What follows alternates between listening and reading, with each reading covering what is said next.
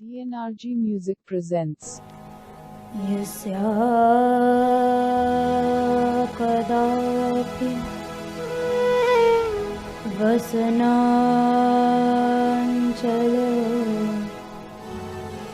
खेलमुद्रा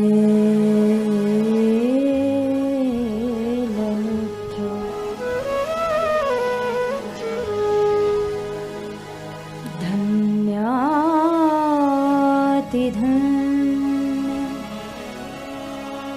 पवने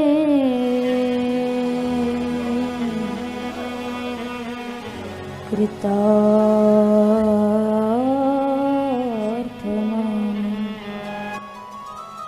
बोले श्रीमद् भागवत महापुराण की, श्री वेदव्यास जी महाराज की, श्री सुखदेव जी महाराज की, श्री बाबा महाराज की, श्री राधा मान बिहारी लाल की, राधा रास बिहारी लाल की, श्री गहवर वन धाम की, श्री बरसाना धाम की। गोविंद गोपाल नंदलाल कृष्ण गोपाल नंदलाल कृष्ण गोविंद गोविंद। जैसे देखो, मन में कभी किसी वस्तु के प्रति प्रलोभन आ जाए तो इच्छा करती है कि इस वस्तु की चोरी कर लें। यद्यपि जानते हैं कि चोरी करना ठीक नहीं है, लेकिन फिर भी हमारे राजसी तामसी संस्कार इतने प्रबल होंगे कि जानते हुए भी बलात् हमसे चोरी करा देंगे। तो क्यों? क्योंकि हमारा जो ज्ञान था वह ज्ञान बाधित हो गया, वह ढक गया। लेकिन ईश्वर का जो ज्ञान है वह कभी बाधित नहीं होता है। यदि जीव का ज्ञान भी बाधित ना हो तो जीव साक्षात ईश्वर ही बन जाए। लेकिन ईश्वर और जीव के ज्ञान में यही भेद है कि ईश्वर का ज्ञान कभी बाधित नहीं होता और हम लोगों का जो ज्ञान है वह बाधित हो जाता है। हमारे जो रजोगुणी तमोगुणी संस्कार हैं वो हमारे ज्ञान को छिन्न भिन्न कर देते हैं। यदि ठाकुर जी की शरण ग्रहण कर ली जाए तो इस जड़ता से, इस अज्ञान से उसी समय हम लोग मुक्त हो सकते हैं। क्योंकि ठाकुर जी ने श्रीमद् गीता जी में उपाय बताया, मामे व ये प्रपद्यन्ते माया में तम तरन्ति ते। यदि कोई जीव मेरे प्रपन्न हो जाए, मेरे शरणागत हो जाए, तो मैं उसी समय उसको जड़ता से, माया से, अज्ञान से, अंधकार से उसी समय दूर कर दूंगा, उसी समय मुक्त कर दूंगा। तो ठाकुर जी ज्ञान स्वरूप हैं, प्रकाश स्वरूप हैं, इसलिए हमें ठाकुर जी की शरण ग्रहण करनी चाहिए। यह दूसरा निमित्त है। फिर तीसरा निमित्त बता रहे हैं कि ठाकुर जी कौन है? बोले आनंद स्वरूप हैं। देखो, संसार में कहीं भी आनंद नहीं है। आनंद है तो वह केवल श्री ठाकुर जी में है। संसार में जहां भी है, देखो, सुख और आनंद में बहुत बड़ा अंतर है। सुख तो आएगा और चला जाएगा, लेकिन आनंद यदि एक बार आ गया तो वो कभी जा नहीं सकता।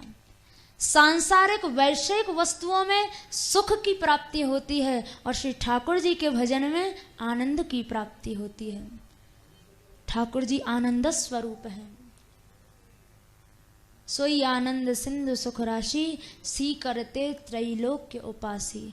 यदि उन ठाकुर जी के कथा का, उन ठाकुर जी की वार्ता का एक अंश, छोटा से छोटा अंश भी यदि हम लोगों को आस्वादन करने के लिए प्राप्त हो जाए तो निश्चित है कि हमारे जीवन में कभी दुख आ ही नहीं सकता है। दुख आता कब है? जब हम लोग ठाकुर जी की शरण में नहीं जाते हैं। यदि आनंद स्वरूप भगवान की शरण ग्रहण कर ली जाए तो दुख तो कभी निकट नहीं आएगा, कभी पास में नहीं आएगा।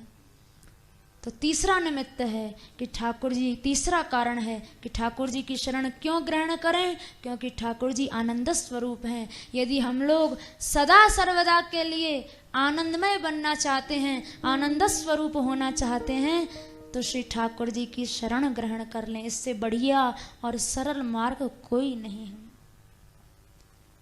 ये तीन कारण हुए। फिर कह रहे हैं विश्वोत्पत्त्यादि हेतवे। चौथा कारण बता रहे हैं।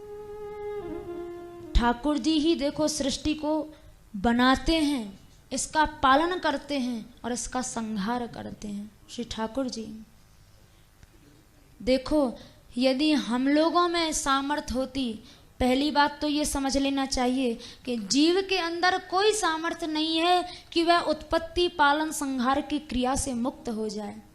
अभी हम लोग आए हैं, मनुष्य शरीर लिया, अब मरना तो है ही, जन्म लिया है तो मर जाएंगे, फिर कहीं किसी अन्य योनि में जन्म लेंगे, फिर मरेंगे, फिर कहीं जन्म लेंगे, फिर मरेंगे। तो क्यों? क्योंकि हम लोगों ने उत्पत्ति पालन संहार करता श्री ठाकुर जी की शरण ग्रहण नहीं की है। यदि ठाकुर जी की शरण में चले जाएं, देखो एक बार ठाकुर जी के होकर जन्म ले लिया जाए तो दोबारा कभी जन्म ही नहीं होगा। एक बार ठाकुर जी के होकर मर लिया जाए तो दोबारा कभी मरण ही नहीं होगा। विश्वोत्पत्त्यादि हेतवे, क्योंकि ठाकुर जी ही तो हैं जो सृष्टि को बना रहे हैं, उसका पालन कर रहे हैं, संहार कर रहे हैं। बहुधा लोग ऐसा कह दिया करते हैं, बहुत से ऐसे होते हैं लोग कहते हैं भैया ठाकुर जी हैं, तुम्हारे पास इसका क्या प्रमाण है? क्या ठाकुर जी को तुमने देखा है? किसने देखा है ठाकुर जी को? अरे देखा हो तो बताओ, लेकिन ऐसे क्यों कहते हो ठाकुर जी हैं, भगवान है? कोई भगवान नाम की कोई वस्तु नहीं है, ऐसा बहुधा लोग कह दिया करते हैं, विमुखी लोग। लेकिन देखो, भगवान हैं इसका सबसे बड़ा प्रमाण यह संसार है। यदि भगवान ना होते तो संसार क्या कोई आदमी बना सकता है? एक सिर का बाल आदमी नहीं बना सकता, संसार क्या बनाएगा? और सृष्टि की व्यवस्था देखो कैसी व्यवस्थित है। नदियों का प्रवाह स्वतः अनायास अपने आप समुद्र की ओर है। ऐसा कोई जीव कर सकता है? क्या कोई जीव इतने बड़े बड़े पहाड़ों को खड़ा कर सकता है? क्या कोई जीव समुद्र को बना सकता है? एक बार अकबर ने बीरबल से पूछा, बोले भैया कोई खुदा की खुदाई बताओ। तो बीरबल जो थे ये बड़े विवेकी थे, तो इन्होंने उत्तर देने में समय लेते थे, लेकिन ऐसा सटीक उत्तर देते थे। बोले अच्छा, समुद्र के किनारे ले गए एक बार सैर करने के लिए। अब वहाँ बीरबल और अकबर दोनों समुद्र के बगल से निकल रहे थे, तो बीरबल ने संकेत करते हुए कहा, देखो हुजूर, ये खुदा की खुदाई है, ये ना मेरे बाप ने खोदा है ना आपके बाप ने खोदा है, ये खुदा की खुदाई है। क्यों? सृष्टि कोई जीव नहीं बना पाएगा, समुद्र कोई क्या खोदेगा, कहाँ तक खोदेगा? एक जन्म नहीं 1000 जन्म लेकर कोई आदमी खोदे तो कोई समुद्र नहीं बना सकता। कोई क्या पहाड़ खड़े करेगा? विश्वोत्पत्त्यादि हेतवे, इस सृष्टि के उत्पत्ति करता, इसके पालन करता और इसके संहार करता केवल श्री ठाकुर जी हैं।